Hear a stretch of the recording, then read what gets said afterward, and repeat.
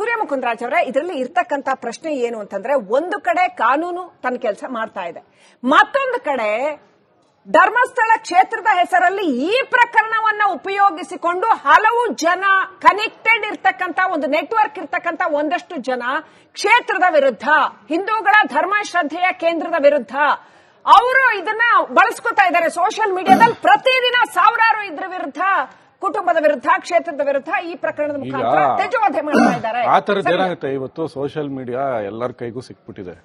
ನೀವು ಅದನ್ನ ನಿಯಂತ್ರಣ ಮಾಡಕ್ಕಾಗಲ್ಲ. ಈಗ ರಮ್ಯಾ ಅವ್ರು ಏನೋ ಹಾಕಿದ್ರು ಅಂತ ಹೇಳ್ಬಿಟ್ಟು ಅವ್ರ ವಿರುದ್ಧನೂ ಮಾತಾಡಿದ್ರು, ಸಿಕ್ದವ್ರನ್ನ ಅರೆಸ್ಟ್ ಮಾಡಿದ್ರು. ಯಾರ್ಯಾರು ತುಂಬಾ ಕೀಳು ಮಟ್ಟದಲ್ಲಿ ಪದ ಪ್ರಯೋಗ ಮಾಡ್ತಾರೆ ಅವ್ರನ್ನ ಅರೆಸ್ಟ್ ಮಾಡ್ತಾರೆ. ಸೊ ಇದ್ರಲ್ಲೂ ಕೂಡ ಅವರು ಮೀಡಿಯಾ ಇಂಜಂಕ್ಷನ್ಗೆ ಪ್ರಯತ್ನ ಪಟ್ಟಿದ್ರು, ಮೀಡಿಯಾ ಇಂಜಂಕ್ಷನ್ಸ್ ಕೂಡ ಸಿಕ್ಕಿತ್ತು. ಅದಾದ ನಂತರ ಸುಪ್ರೀಂ ಕೋರ್ಟ್ ಇಲ್ಲ ಮೀಡಿಯಾ ಇಂಜಂಕ್ಷನ್ ಕೊಡಲ್ಲ ಅಂತ ಹೇಳ್ತು. ಸೊ ಈಗ ಇದನ್ನ ಸ್ವಯಂ ನಿಯಂತ್ರಣ ಎಲ್ಲಾರ ಬಾಯಿಗೂ ಬೀಗ ಹಾಕಕ್ಕಾಗಲ್ಲ. ಸೊ ನೀವು ಇದು ಕೋಟ್ಯಾಂತರ ಜನ ಇರುವಂತ ಇದ್ರಲ್ಲಿ ಸೊ ಅದನ್ನ ಈಗ ಹಂಗೆ ನೋಡಿ, ಅದನ್ನ ಮಾಡಿ ಯಾರೋ ಬೇಡ ಅಂತ ಹೇಳಿದವ್ರು ಯಾರು? ಈಗ ಸರ್ಕಾರ ಏನಾದ್ರು ತಡೆದಿದ್ಯಾ? ನಿಮ್ ಪರ್ಮಿಷನ್ ಇದೆ, ನಿಮ್ಗೆ ಈ ಕಡೆ ಪರವಾಗೂ ಮಾತಾಡ್ತಾರೆ, ವಿರುದ್ಧವಾಗೂ ಮಾತಾಡ್ತಾರೆ. ಈ ತರದ ಒಂದು ಪ್ರಕರಣದಲ್ಲಿ ಎರಡು ಕಡೆ ಇರ್ತಾರೆ. ಸೊ ಎರಡು ಕಡೆ ಇರೋ ಇವ್ರು ಹೇಳೋದ್ರ ಮೇಲೆ ತನಿಖೆ ನಡೆಯಲ್ಲ. ಸೊ ಇವ್ರೇನೋ ಹೇಳಿದ್ರು ಅಂತ ಹೇಳ್ಬಿಟ್ಟು, ಭೀಮನ್ ಕಡೆಯವ್ರು ಹೇಳಿದ್ರು ಅಂತ ಹೇಳ್ಬಿಟ್ಟು ಇನ್ನೊಂದ್ ಕಡೆ ಆತರ ತನಿಖಾಧಿಕಾರಿ ನಾಳೆ ನಿರ್ಧಾರ ತಗೊಳ್ಳೋದಾಗಿರ್ಬೋದು, ಅಥವಾ ಇವ್ ಧರ್ಮಸ್ಥಳವನ್ನ ಬೆಂಬಲಿಸುವಂತವ್ರು ಧರ್ಮಾಧಿಕಾರಿಗಳು ಇವತ್ತವರೆಗೂ ಎಲ್ಲೂ ಬಾಯ್ಬಿಟ್ಟು ಹೇಳಿಲ್ಲ. ಅವ್ರು ಹೇಳಿರುವಂತದ್ದು ಇದನ್ನ ನಾನು ಸ್ವಾಗತ ಮಾಡ್ತೀನಿ, ತನಿಖೆ ಆಗೋಗ್ಲಿ, ಇದಾಗ್ಲಿ ಅಂತ. ಸೊ ಇದನ್ನ ಈ ತರದ್ದು ಅಲ್ಲಲ್ಲ. ಅದಕ್ಕೆ ಈಗ ಯಾರು ದೊಡ್ಡವ್ರು ಇರ್ತಾರೆ ಅವ್ರು ಯಾರು ಮಾತಾಡಲ್ಲ. ಈ ತರದ ಒಂದು ಪ್ರಕರಣಗಳು ಬಂದಾಗ ಸಹಜವಾಗಿ ಒಂದು ಪರ ಒಂದು ಗುಂಪು ಎದ್ದೊಳುತ್ತೆ, ವಿರೋಧವಾಗಿ ಒಂದು ಗುಂಪು ಎದ್ದೊಳುತ್ತೆ. ಸೊ ಅದ್ರಲ್ಲಿ ಅವ್ರವ್ರು ಎಷ್ಟೆಷ್ಟಿಗೆ ಇದರ ಲಾಭ ಆಗುತ್ತೋ ಏನೇನ್ ಮಾಡ್ತಾರೋ ಮಾಡ್ಕೊಳ್ತಾರೆ. ಸೊ ಅದನ್ನ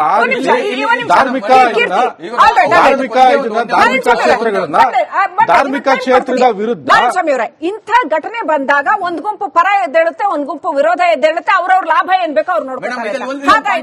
ಹೌದಾ? ಇದು ಅವರೇ ಹೇಳ್ದಂಗೆ ಒಂದು ಗುಂಪು ಅಂತ ಸೆಕ್ಷನ್ 153 ಅಲ್ಲ ಒಂದ್ ನಿಮಿಷ ಕಿರ್ತಿಯವರೇ, ಒಂದ್ ನಿಮಿಷ ನಿಮ್ಗಂತೂ ಲಾಭ ಇದೆ. ಅಲ್ಲಲ್ಲ ಒಂದ್ ನಿಮಿಷ ಕಿರ್ತಿಯವರೇ, ಒಂದ್ ನಿಮಿಷ ಅಲ್ಲಲ್ಲ ಒಂದ್ ನಿಮಿಷ ಕಿರ್ತಿಯವರೇ, ಒಂದ್ ನಿಮಿಷ 40 ವರ್ಷದಿಂದ ಉಳ್ಕೊಂಡ್ ಬಂದಿದೆ. ಕೀರ್ತಿನ ಬಂದು ಉಳಿಸ್ಬೇಕು ಅಂತೇನಿಲ್ಲ. ಧರ್ಮಸ್ಥಳ ಹಿಂದೂ ಧರ್ಮ ದುರ್ಬಲ ಅಲ್ಲ. ನಿಮ್ಮಂತವ್ರು ಯಾರೋ ಹಿನ್ನೆಲೆ ಸರಿ ಇಲ್ದಾರೋ ಬಂದು ಉಳಿಸುವಂತದ್ದೇನು ಇಲ್ಲ. ಈಗ ಯಾವತ್ತು ಉಳಿಯುತ್ತೆ, ನೀವಿದ್ರು ಉಳಿಯುತ್ತೆ, ನಾನಿದ್ರು ಉಳಿಯುತ್ತೆ, ಇನ್ನೊಬ್ರಿದ್ರು ಉಳಿಯುತ್ತೆ. ಅದನ್ನ ಧರ್ಮಸ್ಥಳವನ್ನ ನಿಮ್ಮಂತವ್ರು ಉಳಿಸುವಂತ ಅವಶ್ಯಕತೆ ಇಲ್ಲ. ಲಕ್ಷಾಂತರ ವರ್ಷಗಳಿಂದ ನಡ್ಕೊಂಡ್ ಬಂದಿರುವಂತ ಧಾರ್ಮಿಕ ಭಾವನೆಗಳು ಹಾಗೆ ಉಳ್ಕೊಂಡಿರ್ತವೆ. ನೀವು ಉಳಿಸಕ್ಕೆ ಮೇಡಮ್ ಇವಾಗ ಗುಂಪುಗಳ ಮಧ್ಯೆ ಕಮ್ಯುನಿಸ್ಟ್ ಅವರು ವಿರೋಧ ಮಾಡಬಾರ್ದಾಗ್ತಾ ಇದೆಯಾ? ಕಮ್ಯುನಿಸ್ಟ್ ಪಕ್ಷದ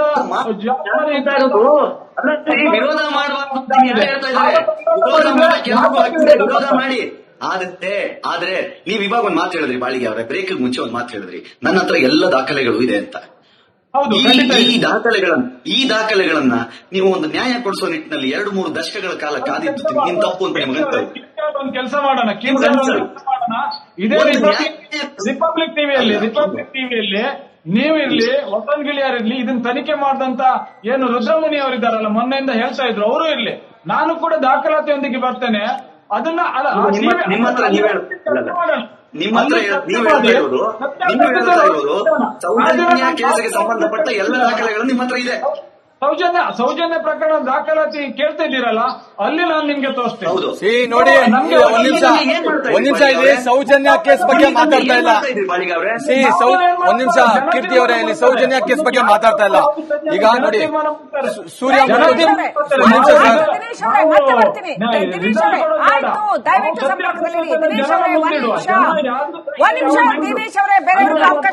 ಸೂರ್ಯ ಮುಕುಂದರಾಜ್ ಅವರೇ, ಇದರಲ್ಲಿ ಇರ್ತಕ್ಕಂತ ಪ್ರಶ್ನೆ ಏನು ಅಂತಂದ್ರೆ, ಒಂದು ಕಡೆ ಕಾನೂನು ತನ್ನ ಕೆಲಸ ಮಾಡ್ತಾ ಇದೆ, ಮತ್ತೊಂದು ಕಡೆ ಧರ್ಮಸ್ಥಳ ಕ್ಷೇತ್ರದ ಹೆಸರಲ್ಲಿ ಈ ಪ್ರಕರಣವನ್ನ ಉಪಯೋಗಿಸಿಕೊಂಡು ಹಲವು ಜನ ಕನೆಕ್ಟೆಡ್ ಇರ್ತಕ್ಕಂತ ಒಂದು ನೆಟ್ವರ್ಕ್ ಇರ್ತಕ್ಕಂತ ಒಂದಷ್ಟು ಜನ ಕ್ಷೇತ್ರದ ವಿರುದ್ಧ, ಹಿಂದೂಗಳ ಧರ್ಮ ಶ್ರದ್ಧೆಯ ಕೇಂದ್ರದ ವಿರುದ್ಧ ಅವರು ಇದನ್ನ ಬಳಸ್ಕೊತಾ ಇದ್ದಾರೆ. ಸೋಷಿಯಲ್ ಮೀಡಿಯಾದಲ್ಲಿ ಪ್ರತಿದಿನ ಸಾವಿರಾರು ಇದ್ರ ವಿರುದ್ಧ, ಕುಟುಂಬದ ವಿರುದ್ಧ, ಕ್ಷೇತ್ರದ ವಿರುದ್ಧ ಈ ಪ್ರಕರಣದ ಮುಖಾಂತರ ತೆಜೋವಧೆ ಮಾಡ್ತಾ ಇದ್ದಾರೆ. ಆ ತರದ್ದು ಏನಾಗುತ್ತೆ, ಇವತ್ತು ಸೋಷಿಯಲ್ ಮೀಡಿಯಾ ಎಲ್ಲರ ಕೈಗೂ ಸಿಕ್ಬಿಟ್ಟಿದೆ. ನೀವು ಅದನ್ನ ನಿಯಂತ್ರಣ ಮಾಡಕ್ಕಾಗಲ್ಲ. ಈಗ ರಮ್ಯಾ ಅವ್ರು ಏನೋ ಹಾಕಿದ್ರು ಅಂತ ಹೇಳ್ಬಿಟ್ಟು ಅವ್ರ ವಿರುದ್ಧನೂ ಮಾತಾಡಿದ್ರು, ಸಿಕ್ದವ್ರನ್ನ ಅರೆಸ್ಟ್ ಮಾಡಿದ್ರು. ಯಾರ್ಯಾರು ತುಂಬಾ ಕೀಳ್ಮಟ್ಟದಲ್ಲಿ ಪದ ಪ್ರಯೋಗ ಮಾಡ್ತಾರೆ ಅವರನ್ನ ಅರೆಸ್ಟ್ ಮಾಡ್ತಾರೆ. ಸೊ ಇದ್ರಲ್ಲೂ ಕೂಡ ಅವರು ಮೀಡಿಯಾ ಇಂಜಂಕ್ಷನ್ಗೆ ಪ್ರಯತ್ನ ಪಟ್ಟಿದ್ರು, ಮೀಡಿಯಾ ಇಂಜಂಕ್ಷನ್ಸ್ ಕೂಡ ಸಿಕ್ಕಿತ್ತು. ಅದಾದ ನಂತರ ಸುಪ್ರೀಂ ಕೋರ್ಟ್ ಇಲ್ಲ ಮೀಡಿಯಾ ಇಂಜಂಕ್ಷನ್ ಕೊಡಲ್ಲ ಅಂತ ಹೇಳ್ತು. ಸೊ ಈಗ ಇದನ್ನ ಸ್ವಯಂ ನಿಯಂತ್ರಣ ಎಲ್ಲಾರ ಬಾಯಿಗೂ ಬೀಗ ಹಾಕಕ್ಕಾಗಲ್ಲ.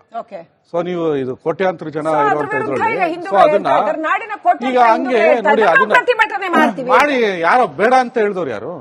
ಈಗ ಸರ್ಕಾರ ಏನಾದ್ರು ತಡೆದಿದ್ಯಾ? ನಿಮ್ ಪರ್ಮಿಷನ್ ಇದೆ, ನಿಮ್ಗೆ ಈ ಕಡೆ ಪರವಾಗೂ ಮಾತಾಡ್ತಾರೆ, ವಿರುದ್ಧವಾಗೂ ಮಾತಾಡ್ತಾರೆ. ಈ ತರದೊಂದು ಪ್ರಕರಣದಲ್ಲಿ ಎರಡು ಕಡೆ ಇರ್ತಾರೆ. ಸೊ ಎರಡು ಕಡೆ ಇರೋ ಇವ್ರು ಹೇಳೋದ್ರ ಮೇಲೆ ತನಿಖೆ ನಡೆಯಲ್ಲ. ಸೊ ಇವ್ರೇನೋ ಹೇಳಿದ್ರು ಅಂತ ಹೇಳ್ಬಿಟ್ಟು, ಭೀಮನ್ ಕಡೆಯವ್ರು ಹೇಳಿದ್ರು ಅಂತ ಹೇಳ್ಬಿಟ್ಟು ಇನ್ನೊಂದ್ ಕಡೆ ಆತರ ತನಿಖಾಧಿಕಾರಿ ನಾಳೆ ನಿರ್ಧಾರ ತಗೊಳ್ಳೋದಾಗಿರ್ಬೋದು, ಅಥವಾ ಇವ್ರು ಧರ್ಮಸ್ಥಳವನ್ನ ಬೆಂಬಲಿಸುವಂತವ್ರು. ಧರ್ಮಾಧಿಕಾರಿಗಳು ಇವತ್ತವರೆಗೂ ಎಲ್ಲೂ ಬಾಯ್ಬಿಟ್ಟು ಹೇಳಿಲ್ಲ. ಅವ್ರು ಹೇಳಿರುವಂತದ್ದು ಇದನ್ನ ನಾನು ಸ್ವಾಗತ ಮಾಡ್ತೀನಿ, ತನಿಖೆ ಆಗೋಗ್ಲಿ, ಇದಾಗ್ಲಿ ಅಂತ. ಸೊ ಇದನ್ನ ಈ ತರದ ಅಲ್ಲಲ್ಲ ಅದಕ್ಕೆ ಈಗ ಯಾರು ದೊಡ್ಡವ್ರು ಇರ್ತಾರೆ ಅವ್ರು ಯಾರು ಮಾತಾಡಲ್ಲ. ಈ ತರದೊಂದು ಪ್ರಕರಣಗಳು ಬಂದಾಗ ಸಹಜವಾಗಿ ಒಂದು ಪರ ಒಂದು ಗುಂಪು ಎದ್ದೊಳುತ್ತೆ, ವಿರೋಧವಾಗಿ ಒಂದು ಗುಂಪು ಎದ್ದೊಳುತ್ತೆ. ಸೊ ಅದ್ರಲ್ಲಿ ಅವ್ರವ್ರು ಎಷ್ಟೆಷ್ಟಕ್ಕೆ ಇದು ಲಾಭ ಆಗುತ್ತೋ ಏನೇನ್ ಮಾಡ್ತಾರೋ ಮಾಡ್ಕೊಳ್ತಾರೆ. ಸೊ ಅದನ್ನ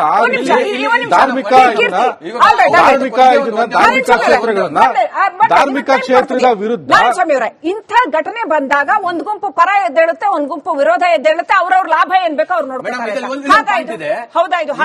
ಅವರೇ ಹೇಳ್ದಂಗೆ ಒಂದು ಗುಂಪು ಅಂತ ಸೆಕ್ಷನ್ 153 ಅಲ್ಲ ಒಂದ್ ನಿಮಿಷ ಕಿರ್ತಿಯವರೇ ಒಂದ್ ನಿಮಿಷ ನಿಮ್ಗಂತೂ ಲಾಭ ಇದೆ. ಅಲ್ಲಲ್ಲ ಒಂದ್ ನಿಮಿಷ ಕಿರ್ತಿಯವರೇ ಒಂದ್ ನಿಮಿಷ ಕಿರ್ತಿಯವರೇ ಒಂದ್ ನಿಮಿಷ 40 ವರ್ಷದಿಂದ ಉಳ್ಕೊಂಡ್ ಬಂದಿದೆ. ಕೀರ್ತಿನ ಬಂದು ಉಳಿಸ್ಬೇಕು ಅಂತೇನಿಲ್ಲ. ಧರ್ಮಸ್ಥಳ ಹಿಂದೂ ಧರ್ಮ ಈಗ ಅಲ್ಲ. ನಿಮ್ಮಂತವ್ರು ಯಾರೋ ಇಲ್ಲೇ ಸರಿ ಇಲ್ಲದೆ ಬಂದು ಉಳಿಸುವಂತದ್ದೇನಿಲ್ಲ. ಈಗ ಅದು ಸೂರ್ಯ ಯಾವತ್ತು ಉಳಿಯುತ್ತೆ. ಅದು ನೀವಿದ್ರು ಉಳಿಯುತ್ತೆ, ನಾನಿದ್ರು ಉಳಿಯುತ್ತೆ, ಇನ್ನೊಬ್ರಿದ್ರು ಉಳಿಯುತ್ತೆ. ಅದನ್ನ ಧರ್ಮಸ್ಥಳ ನಿಮ್ಮಂತವ್ರು ಉಳಿಸುವಂತ ಅವಶ್ಯಕತೆ ಇಲ್ಲ. ಸಾವಿರಾರು ಲಕ್ಷಾಂತರ ವರ್ಷಗಳಿಂದ ನಡ್ಕೊಂಡ್ ಬಂದಿರುವಂತ ಧಾರ್ಮಿಕ ಭಾವನೆಗಳು ಹಾಗೆ ಉಳ್ಕೊಂಡಿರ್ತವೆ. ಇವಾಗ ಒಂದ್ ನಿಮಿಷ ನೀವು ಉಳಿಸಕ್ಕೆ ಮೇಡಮ್, ಇವಾಗ ಗುಂಪುಗಳ ಮಧ್ಯೆ ಕಮ್ಯುನಿಸ್ಟ್ ಅವರು ವಿರೋಧ ಮಾಡಬಾರ್ದು ಅಂತ ಇದೆಯಾ? ಕಮ್ಯುನಿಸ್ಟ್ ಪಕ್ಷದ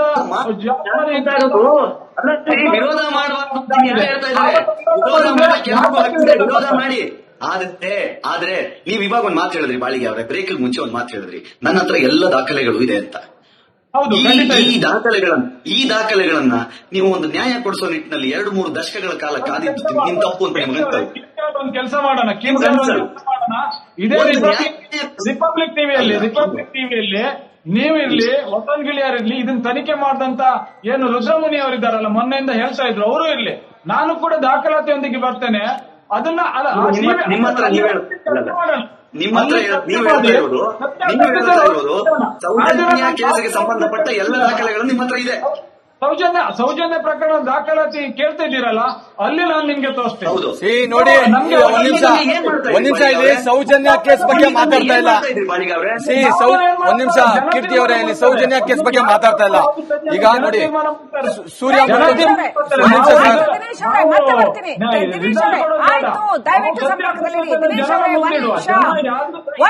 ದಿನೇಶ್ ಅವರೇ ಬೇರೆ ಅವಕಾಶ